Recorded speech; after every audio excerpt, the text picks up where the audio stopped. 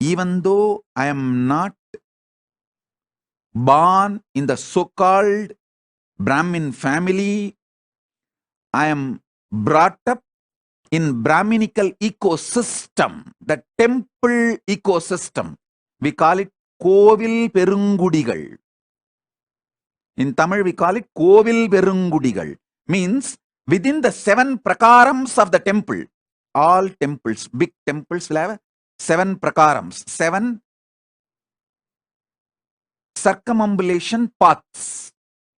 The first 3 is only for gods and goddesses of Kailasa. Other than the gods and goddesses of Kailasa, no one else can stay in the first 3. From 4th prakaram, all the immediate personal attendants of Paramashiva will start staying. Like people who open the temple every day, people who administer the temple every day, people who administer the rituals of the temple every day, people who take care of Paramashiva, his services, Shivacharyas, Adinagartar, Sannidhanam, and Rudraganyas, and animals who directly serve Paramashiva, like cows who give milk for everyday Abhishekam. The elephant which carries the deity every day. Only those animals and those human beings will live in the 4th prakaram. Then the 5th prakaram, that people who are assisting these direct servants of Paramashiva. Then the 6th prakaram, people who make all the things needed to run the temple. Then the 7th prakaram.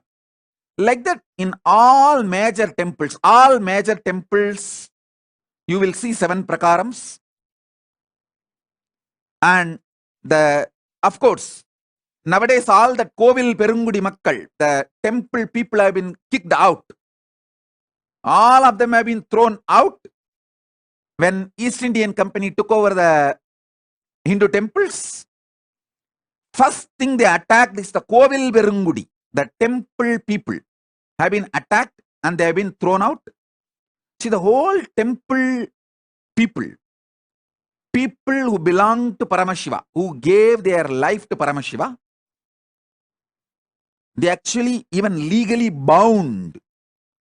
Please understand, it is not just voluntary service. Legally they are bound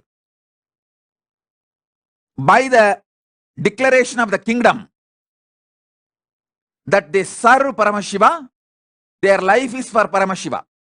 For example, if it is a Srirangam, they are legally bound to Parandama, Vishnu, Ranganatha Swami. If they are in Tiruvannamalai, they are legally bound to Paramashiva, Arunachaleshwara. If they are in Madurai, they are legally bound to Meenakshi Sundareshwara. They gave their life and generations.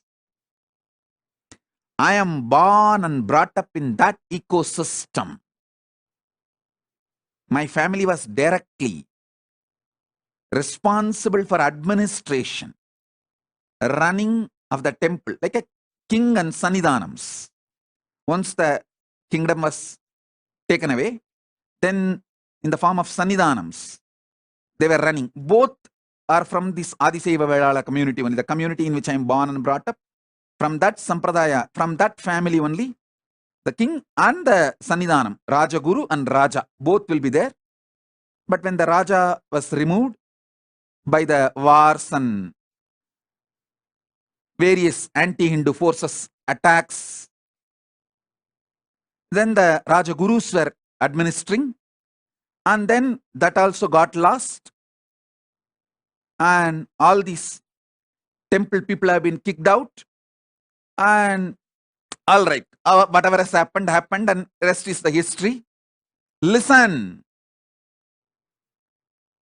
I know the whole ecosystem in and out. In and out. All Hindus don't get cheated. by people telling you Brahmins exploit the society. No, Brahmins were the poorest caste, poorest people till now. Till now, only the few Brahmins who ran away from India, escaped and saved themselves, got some jobs in US, became like auditors, lawyers, and engineers, made little money, are living a decent life.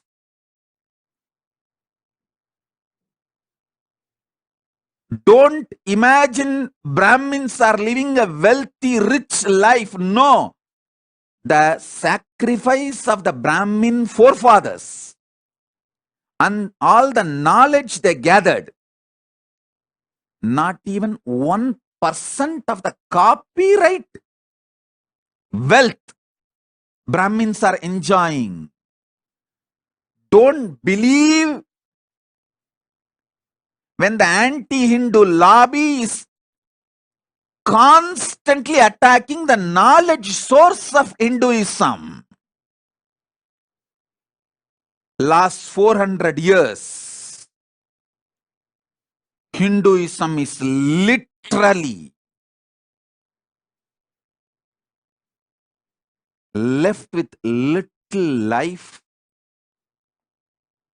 in ICU. If you Hindus continue to be criminally negligent,